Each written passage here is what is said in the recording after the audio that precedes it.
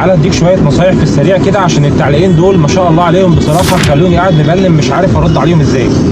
ده واحد بيقول لي انت الكيلو متر ما بيكلفش عليك جنيه وعايز تاخد الكيلو ب 10 جنيه، يا اخي حرام عليك. التاني بقى بيرد عليه بيقول له وعشان كده ربنا مش هيبارك له في رزقه. يعني سبحان الله اطلع على الغيب وعرف ان ربنا مش هيبارك لي في رزقي عشان انا واحد طماع.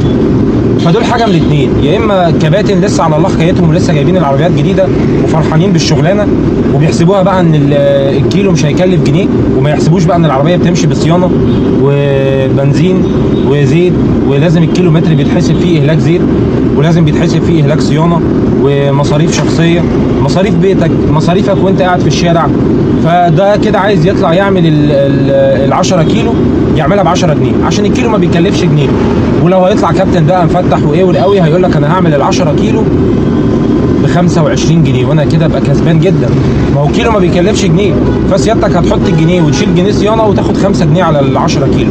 لا انت كده ممتاز، واوعدك ان انت لو استمريت على الموضوع ده يعني مش عارف، انا عايز الناس هي اللي ترد عليه بس بادب وتعلمه وتعرفه ازاي يعرف يشتغل صح، عشان الواحد والله بيتعب من كتر التعليقات الغريبه دي. فتعالى اعلمك، الموضوع مش طمع، هعرفك في الفيديو ده شويه نصايح بسيطه كده في فيديو مختصر ازاي تاخد الكيلو مش ب 10 جنيه بقى، ازاي تاخد الكيلو كسبان. يعني احنا ليه بنقول الكيلو ب 10 جنيه؟ حضرتك اول ما هتطلع اول حاجه تعملها تصفر عداد العربيه، وبعد كده تبقى عارف عداد البنزين بتاعك انت حاطط بنزين قد ايه. ثالث نقطه ودي مهمه جدا، هتتحرك لعميل، بينك وبين العميل ده وقت قد ايه؟ لان برضو لقيت تعليقات تانية على فيديو تاني بيقول انا مستغرب ان انت خدت مشوار حوالي 40 كيلو ب 300 جنيه او ب 350 وبترفض مشاوير 20 كيلو ب 180. طبعا الكلام ده في الفيديو اللي انا كنت فيه في السيده زينب، كانت المشاوير اللي هي بتبقى 20 كيلو ب 180 كنت هعمل ال 20 كيلو دول في وقت ساعه الا ربع. وحتى لو العداد جايب لي ان هو لو البرنامج جايب لي ان انا هعمل المشاوير دي في 25 دقيقه او 30 دقيقه فهو كذاب، لان مدخلني اماكن انا عارف ان هي بتبقى زحمه وشوارع مكسره، واماكن تانية انا عارف ان هي هتبقى فيها حواري وفيها بلاوي، وبيني وبين العميل مسافه عشان اوصل له 3 كيلو ونص هوصل له في 10 دقائق او ربع ساعه وهدخل في حواري السيده زينب. فدي نقطه. فخدت الطريق السالك اللي الكيلو فيه يبقى عامل 7 جنيه ارخص من الثاني اللي هو ب 180، 20 كيلو ب 180 بس طريق مفتوح وسالك. ال 40 كيلو في 40 دقيقه، يعني كيلو في دقيقه، يعني كده المشوار زي الفل. فمبدئيا مهم جدا ان انت تبص على المسافه اللي بينك وبين العميل، وبينك وبين العميل مسافه صغيره كيلو او كيلو ونص اتكل على الله والدنيا تبقى سالكه ومش هتخش في حواري او اماكن زحمه. لو المسافه اللي هتاخد فيها العميل بقى الكيلو عامل 10 جنيه مثلا في 10 دقائق او في ربع ساعه او في ثلث ساعه، فده كده مشوار يعتبر معقول او كويس. انما لو ال 10 كيلو دول هتعملهم في ثلث ساعه في نص ساعه او ازيد فانت كده هتتسوق.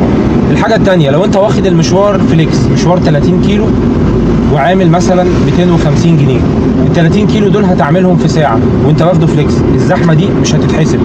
وعلى سبيل المثال انا خدت مشوار كان حوالي 6 كيلو من عابدين رايح حد الزمالك عند دار الاوبرا في الزمالك، كان عامل 120 جنيه. هي العميله كانت طالبه المشوار وصلني، طبعا قعدت في الحته بتاعه دار الاوبرا عشان كان في حفله من عند النادي الاهلي لدار الاوبرا، قعدت فيها حوالي نص ساعه. لما نزلوا لقوا الحساب بتاع المشوار ده كان حوالي، انا مش فاكر قوي بالظبط، تقريبا كان عامل 250 جنيه عشان الزحمه اللي انا قعدتها دي كلها اتحسبت. فتخيل لو انت كنت واخد المشوار هو 5 كيلو وما بصيتش بقى للتوقيت وخدت المشوار 5 كيلو على وصلني بال 120 جنيه وفرحت ورحت موصل العميل ولبست في الزحمه، كنت انت اللي هتزعل. فوصلني حسب لي الانتظار. الحاجه الثانيه بقى ازاي نحسبها. حضرتك النهارده نزلت عملت 100 كيلو، فال 100 كيلو دول طبيعي يبقى معاك صافي على العداد بتاع العربيه 1000 جنيه، تبقى حاسب كمان ال 10 جنيه اللي انتوا زعلانين منها دي، لا كمان تبقى حاسب المسافه اللي انت هتروحها للعميل. يعني الكيلو المفروض يبقى ازيد من 11 جنيه في المشاوير الصغيره والمتوسطه. فالناس اللي بتقول لي احسبها حط نفسك مكان العميل، بحط نفسي مكان العميل. انا كنت واحد من الناس بركب اوبر باستمرار وكل مشاويري بعملها باوبر، وكان في شركه اسمها دبسي وكنت بركب نقل ذكي على طول. لما الشركات غليت ما بقتش على قد امكانياتي، بقيت اركب مواصلات او مترو. نفس القصه، العميل اللي مش قادر يركب بالسعر ده عشان حرام يظلمني ما ينزلش يعمل مشوار ويحط لي فيه السعر بتاعه اقل من السعر العادل بكتير. ويجي بعد كده العميل يقول عليا طماع، او يجي كابتن مش فاهم يقول لي انت الكيلو واقف عليك بجنيه. الحاجه الاخيره ان البنزين لما زاد المره دي وزاد المره اللي قبليها وزاد المره اللي قبليها، الشركات ما زودتش التسعيره 3 مرات. مع العلم المواصلات والاتوبيسات والمترو وكل حاجه زودت الاسعار ما عدا احنا. الصيانه غليت، قطع الغيار غليت، جيركن الزيت غلي. فهنشتغل ازاي؟ حط نفسك مكاني قبل ما تحسبها كده. استنوا ان شاء الله التجربه الجايه، هنعمل تجربه ان شاء الله من الساعه 8 الصبح، هيبقى تجربه يوم كامل عشان نشوف الاسعار الصبح تبقى عامله ازاي في الدراسه، لان انا من ساعه الدراسه ما بدات ما جربتش ان انا انزل اشتغل الصبح. فهعمل تجربه يوم كامل ان شاء الله، وانزل من الصبح اشوف الشغل هيفتح النفس ونكمل التجربه دي للاخر، واكمل 12 ساعه لحد 8 بالليل، ولا الواحد نفسه هتتسد ونشتغل الساعتين 3 بتوع الصبح ونقفل ونروح. يلا سلام.